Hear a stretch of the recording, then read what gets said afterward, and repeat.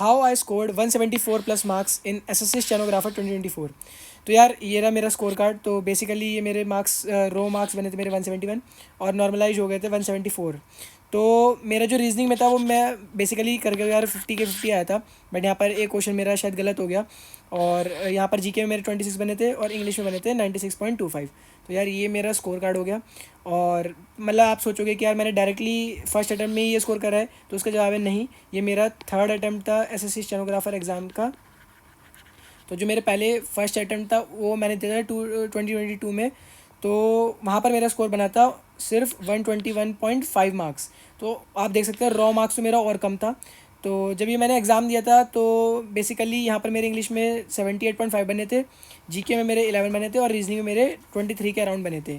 तो जब मैंने ये एग्ज़ाम दिया था तो मैंने कुछ प्रिपरेशन ज़्यादा नहीं करी थी, बस समझ लीजिए आप एक हफ़्ता मैंने पढ़ा होगा। और बेसिकली मैंने एक देखने के लिए एग्ज़ाम दिया था कि ये एग्ज़ाम का पैटर्न कैसा होता है और जो एक कॉम्पिटिटिव एग्ज़ाम देने की फीलिंग क्या होती है वो कैसी होती है। तो मतलब आप समझ सकते हैं ये मेरे लिए एक एक्सपेरिमेंटल एग्ज़ाम था, ये मैंने कोई सीरियस प्रिपरेशन करके नहीं दिया था। सो नेक्स्ट ईयर जो है मैंने प्रॉपर कोचिंग ली और उसके बाद मैंने 2023 का एग्ज़ाम दिया, इसका ही एसएससी स्टेनो 2023 का। तो यार यहाँ पर जो मेरा स्कोर बना ये मतलब मैंने प्रॉपर मेहनत करी थी, अच्छे से पूरा साल लगा के पढ़ाई करी थी। तो यहाँ पर मेरा रॉ स्कोर बना था 148.5 और नॉर्मलाइज स्कोर बना था 152.2। तो यार यहाँ पर जो मेरा इंग्लिश का स्कोर था वो ओके था, जीके भी मोर और लेस मेरा जो मैंने एक्सपेक्ट करा था उतना ही था।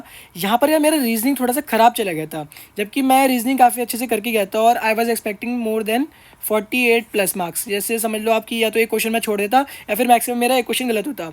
बट यहाँ पर मेरा रीजनिंग का जो स्कोर था उसकी वजह से मेरे को आप समझ लीजिए 4-5 नंबर का नुकसान हो गया। अगर यहाँ पर मेरे 156 से 157 मार्क्स आते तो I would be more satisfied, या फिर मेरे को लगता है जो मैंने जितनी मतलब मैंने मेहनत करी थी उतना मेरे को रिजल्ट मिला। अब जो मैंने 2024 का एग्ज़ाम दिया था उसमें बिकॉज मैंने 2023 में पूरे साल कोचिंग करी थी और आई वॉज मोर और लेस मेरे को पता चल गया था कि भाई कैसा पैटर्न होता है, कैसा सब कुछ होता है।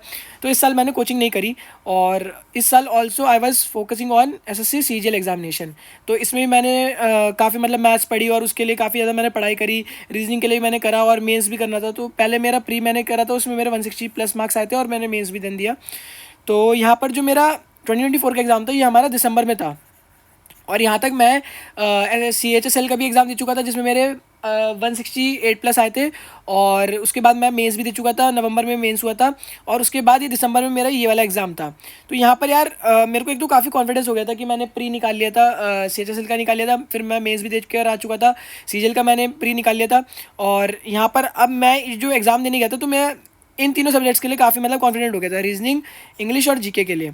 तो रीजनिंग में मैंने क्या करा था कि जो मेरे पिछली बार 44 नंबर रह गए थे यहाँ बढ़ाने के लिए, मैंने इस बारी जो डिफ़िकल्ट क्वेश्चंस पूछे गए थे सीजीएल के पास्ट कुछ ईयर्स में, प्रीवियस ईयर की बात कर रहा हूँ, उनका जो थोड़ा होता है ना कि 2-3 क्वेश्चंस में अलग कॉन्सेप्ट लग रहा था, तो मैंने वो बहुत लगाना स्टार्ट कर दिया था।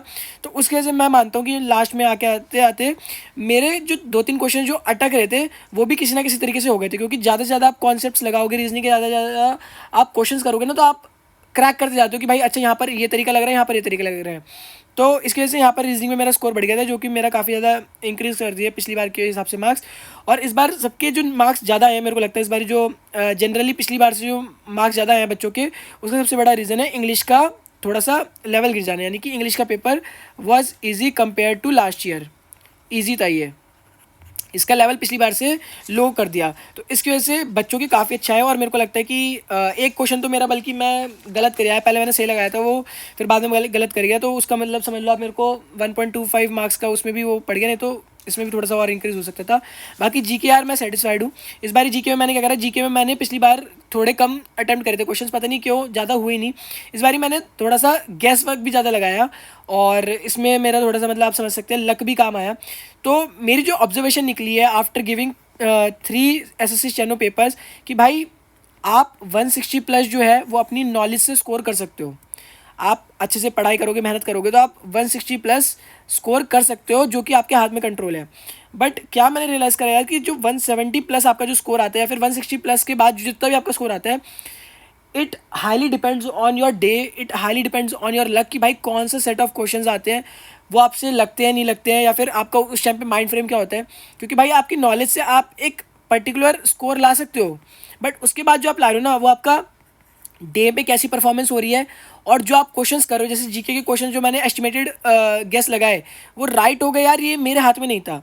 और इंग्लिश में भी इतना स्कोर लाना मैं नहीं समझता यार कि मैं इसको दोबारा रिपीट कर सकता हूँ कॉन्शियसली। ऑब्वियसली अगर मेरा वो दिन अच्छा जाएगा और मतलब जो नॉलेज है वो मैं उस टाइम पे प्रॉपरली लगा पाऊंगा, मेरा जो माइंड फ्रेम रहेगा वो सही रहेगा, तो मैं अगेन ही ला सकता हूँ, but it is not guaranteed. तो यहाँ पर आप ये मत सोचिए कि यार मेरे को सीधा 170 प्लस लाने हैं, फिर मेरे को 180 लाने हैं। मैं जब ये पेपर देने गया था ना यार, मेरा कोई टारगेट नहीं था कि मैं इतना स्कोर लाऊंगा। मैंने बस इतना सोचा था कि मैं पेपर टाइमली फिनिश करूंगा और लास्ट में मैं अपना रीजनिंग के लिए थोड़ा सा टाइम एक्स्ट्रा छोड़ दूंगा, जिससे कि जो वो लास्ट में 4-5 क्वेश्चन ट्रिकी फंसते हैं ना, वो मैं सॉल्व कर पाऊँ। तो आप समझ सकते हैं मैंने ऑलमोस्ट 1.5 घंटे में पूरा पेपर कर लिया था, और मेरे कुछ 4 क्वेश्चन बचे हुए थे, जिसमें 2-3 शायद रीजनिंग के थे और 1-2 बाकी इंग्लिश और जीके के, आप बता सकते हैं, सोच सकते हैं। तो इनके जो क्वेश्चन है मेरे को अराउंड 20 मिनट्स लग गए थे 2-3 क्वेश्चन इसके सॉल्व करने में, क्योंकि वो क्रैक ही नहीं करता, वो थोड़ा सा ट्रिकी सा लग रहा था मेरे को कि भाई ये क्वेश्चन का कैसे निकलेगा कैसे निकलेगा। तो इस तरीके से भाई फाइनली जाके मेरा हो गया, और बाय गॉड ग्रेस मैं मानता हूँ कि इतना स्कोर बन गया और फाइनल स्कोर इतना आ गया। ठीक है, अब बात करते हैं कि यार 121 से 174 इतनी बड़ी जंप मैंने आखिर ली कैसे। भाई मैं बताऊँ, बिल्कुल भी आसान नहीं रहा है। आप समझ सकते हैं कि भाई पूरी 2-3 साल की जर्नी लगी है, और जो लोग कहते हैं कि भाई हमने फर्स्ट अटेम्प्ट में इतना फोड़ दिया, ऑब्वियसली यार बच्चे लाते हैं, बट मैं आपको ऐसा झूठा वादा नहीं करूँगा कि यार आप फर्स्ट अटेम्प्ट में ही आप इतना फोड़ दोगे, या फिर वो भी इम्पॉसिबल ही है। दोनों सिनेरियो हो सकते हैं, बट आप अगर पहली बार पेपर देने जा रहे हो तो आप कभी भी टारगेट मत रखना कि यार मैं बहुत ज़्यादा ही स्कोर करूँगा, क्योंकि उससे क्या होता है कि आप ज़्यादा अगर तुक्के भेड़ कर आते हो सोच के कि भाई मैं तो बहुत खतरनाक ही स्कोर कर दूंगा, तो वो आपके लिए नेगेटिव में भी जा सकते हो, क्योंकि नेगेटिव मार्किंग हो सकती है। तो मेरे हिसाब से जो आपके लिए भी स्कोर होना चाहिए, अगर आपको लगता है कि आप बहुत कैपेबल हो, अगर आपकी प्रिपरेशन भी बहुत अच्छी है और आप एक अच्छी जगह पर पोस्ट लेना चाहते हो, तो आपका हमेशा स्कोर होना चाहिए 160 प्लस। पहले तो मैं बोलूँगा कोई अगर एस्पिरेंट स्टार्ट कर रहा है एसएससी स्टेनो का एग्जाम देने का, तो 150 प्लस आपका टारगेट होना चाहिए, क्योंकि अगर इससे कम आप सोचोगे तो आपको यार जॉब फाइनल में नहीं मिलेगी। अगर आप यूआर सेक्शन से हो, आपको अगर फाइनल में ग्रेड डी में भी अगर आपको एक एटलीस्ट जॉब सिक्योर करनी है, तो आपको 150 प्लस एक अपना टारगेट लेकर चलना पड़ेगा। तो यहाँ पर अब मेरी स्ट्रैटेजी कैसे थी, अब मैंने क्या बनाई थी स्ट्रैटेजी, यार मैंने 2023 में बहुत खतरनाक स्ट्रैटेजी बनाई थी, तो वही मैंने रिपीट करी थी 2024 में। वो वही दिन वाली बात होती है, जिस दिन लग जाए वो उस दिन आपका स्कोर आ जाता है। तो यार मैंने हमेशा सोचा था जो इंग्लिश है वो 100 मार्क्स की है, रीजनिंग आपकी 50 की है, तो यार इन दोनों से मैं 140 हमेशा स्कोर सोचता था।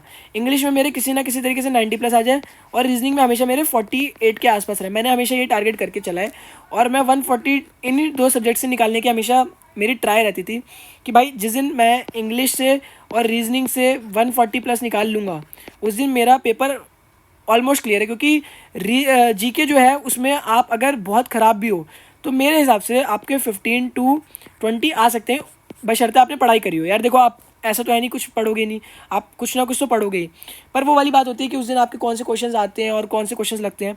तो मेरे लिए मैं हमेशा जीके को 20 के आसपास मान के चलता था कि अगर आपको अच्छा स्कोर करना है तो 20 plus will be more than enough. तो बात आती है अब यहाँ मॉक टेस्ट की। यार मॉक टेस्ट मैंने समझा है कि बहुत ज़्यादा ज़रूरी है। आप पेपर देने जा रहे हो, आपको कम से कम 15-20 मॉक टेस्ट लगाने हैं सिर्फ एसएससी स्टेनो के, जिससे कि आप कंफर्टेबल हो जाओ इस 200 मार्क्स के पेपर से, जो कि 2 घंटे का पेपर होता है। इससे आपको अपने आप को यूज टू करने के लिए 15 से 20 मॉक टेस्ट देना बहुत ज़रूरी है, जो कि मेरे को काफ़ी हेल्प करा। मैंने पिछली बार भी दिया था, इस बार भी दिया। मैंने एक शॉर्ट भी बनाया अपने मॉक टेस्ट के मार्क्स से लेकर। तो यार ये स्कोर फ्लक्चुएट भी करता है, बट ये आपको हेल्प करेगा यहाँ से यहाँ ले जाने में। उसके बाद आता है माइंड सेट। यार जब मैं 2023 का दे रहा था तो मैं बहुत प्रेशर में था। मेरे को था कि भाई मेरे को किसी ना किसी तरीके से 160 प्लस स्कोर करना है, मेरे को भाई बढ़िया सी जॉब लेकर जानी है, मेरे को ये करना है, मेरे को वो करना है। मतलब ना डेस्परेशन भी आ गई थी, और मैं थोड़ा सा डरा हुआ भी था, जिसकी वजह से मैंने जीके में ना जो मेरे को डाउटफुल भी थे ना, मेरे को 50-50 भी था, मैंने उसको छोड़ दिया, मैंने वो करा ही नहीं। जिसकी वजह से मेरा जीके में भी जो स्कोर था वो 17 था, और बाकी बाद में जो मेरा था वो 26 था। तो इसका भी डिफरेंस जो है बहुत ज़्यादा हो जाता है यार, क्योंकि आप समझो कि अगर आप जीके में किसी तरीके से 25 प्लस ला रहे हो, तो आप ऑटोमेटिकली 160 प्लस जाने की राह में चल चुके हो। ठीक है, तो यहाँ आपका माइंडसेट बहुत ज़्यादा खेल करता है कि अगर आपको वहाँ डेस्परेशन या फिर डर वाली चीज़ होगी ना, तो वहाँ पर आप गलत चीज़ें कर दोगे। आपको आती हुई चीज़ें जो आपकी नॉलेज है उसको आप इंप्लीमेंट नहीं कर पाओगे ऑन द गिवन डे। और एग्जाम डे की परफॉर्मेंस जैसे मैंने बताया 160 प्लस आप अपनी नॉलेज से ला सकते हो, बट इससे ज़्यादा स्कोर जो है वो आपका एग्जाम डे पे कैसे परफॉर्मेंस होती है उस पर डिपेंड करता है। तो यार ये थोड़ा लक बेस्ड हो जाता है, बट अगेन मैं ये बोलूँगा 160 प्लस आप ला सकते हो विद योर शेयर नॉलेज। और यहाँ पर आपको बस प्रिपरेशन करनी है। कैसे करनी है, आप इंग्लिश को और रीजनिंग को इतनी वेटेज दो। मतलब मैं कहता हूँ अगर किसी ने प्रिपरेशन स्टार्ट करी है ना, अभी आप जीको को उठाओ ही मत, मतलब बिल्कुल मत टच करो, सिर्फ इंग्लिश पे और रीजनिंग पे फोकस करो और किसी ना किसी तरीके से यहाँ पर 140 करो। और अगर ये नहीं आ रहा स्टार्टिंग में तो टारगेट बनाओ, पहले 120 करो, फिर 130 करो, फिर 140 करो, मतलब ऐसे करके धीरे धीरे करो। मैं ये नहीं कह रहा कि आप पहला पेपर दोगे तो आपका उसमें ही 140 प्लस इंग्लिश और रीजनिंग में आ जाना चाहिए, पर आपका टारगेट ये हो जाना चाहिए कि जिस दिन आप पेपर देने जाओ आपका इंग्लिश और रीजनिंग से केवल 140 बनना चाहिए। उसके बाद जीके में आप बाद में जब आपका ये कंसिस्टेंटली आपका 130 प्लस बनने लग जाए तो उस दिन आप जीके को उठा के पढ़ना स्टार्ट कर सकते हो। और ऐसे नहीं कि आपको बिल्कुल एकदम बेसिक में जाना है यार, ये गलती मत करना जीके के साथ। जीके के भी प्रीवियस ईयर क्वेश्चंस करना, यही रिपीट होते हैं। परमार सर की पीवाईक्यू की सीरीज जो है वो मैं करके गया था, इसने मेरे को सीजल में भी हेल्प करी है, इसने मेरे को सीएचएसएल में भी हेल्प करी है, इसने मेरे को स्टेनो में भी हेल्प करी है। तो ये तीनों एग्जाम का मेरा सीबीटी जो फर्स्ट ईयर होता है इसमें मेरे को परमार सर की ये जो पीवाईक्यू की सीरीज़ है इसने बहुत हेल्प करी है। तो पीवाईक्यूज ही करके जाना, भले ही इस बार वेंडर चेंज हो रहा है, बट जीके में यही बहुत इंपॉर्टेंट है। बाकी आप बता सकते हैं आपको इस वीडियो से कुछ हेल्प मिली है, या फिर आप क्या सोचते हैं कि आपको क्या और करना चाहिए, या फिर आपको कुछ भी डाउट है एसएससी चैनल से रिलेटेड तो आप कमेंट सेक्शन में पूछ सकते हैं। और भाई बहुत सारी वीडियोस बनाने वाला हूँ मैं, कट ऑफ के बारे में बात करने वाला हूँ, मैं पोस्ट प्रेफरेंस के बारे में बात करने वाला हूँ, और 2025 में बहुत कम दिन बचे, कैसे आप पढ़ सकते हैं वो सारी बातें, रिसोर्सेज वगैरह सब शेयर करने वाला हूँ। तो यार चैनल को सब्सक्राइब ज़रूर कर देना और अपने दोस्तों के साथ शेयर कर देना, जिससे कि भाई उनको भी हेल्प मिले। कभी ये मत सोचना कि भाई वो हमसे ज़्यादा नंबर ले आएंगे या फिर वो उनका ज़्यादा बेनिफिट हो जाएगा अगर आप ऐसे चैनल शेयर करोगे।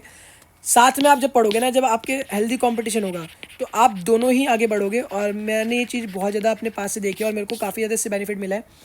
तो प्लीज़ सब्सक्राइब करना, शेयर करना और कमेंट करना और लाइक करना इस वीडियो को, जिससे कि मेरे को भी मोटिवेशन मिले आपके लिए अच्छी अच्छी वीडियोज़ लाने के लिए। तब तक अपना पढ़ते रहो, ध्यान रखो, मिलता हूँ आपसे किसी और वीडियो में। Thank you.